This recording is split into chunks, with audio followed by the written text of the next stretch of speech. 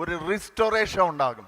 ആ റിസ്റ്റോറേഷൻ പഴയ ശൈലിയിലല്ല, പഴയ രൂപത്തിലല്ല, പഴയ സ്റ്റേജിലല്ല, ഒരു പുതിയ സ്റ്റേജിൽ, ഒരു പുതിയ ചേറിനകത്ത് യെഹോയാക്കീൻ എന്ന രാജാവിനെ സ്തോത്രം പുറത്തു കൊണ്ടുവന്നു. രാജകീയ അഭിഷേകമുള്ള നീ കാരാഗ്രഹത്തിനകത്തും പൊട്ടക്കിണറ്റിനകത്തല്ല കിടക്കേണ്ടത്.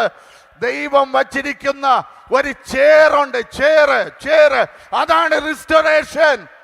തിരിച്ചു കൊണ്ട് വരുമെന്ന് പറയുമ്പോൾ പലരും ചിന്തിക്കുന്ന പഴയതുപോലെ ഇരിക്കും, പഴയതുപോലെ അല്ല.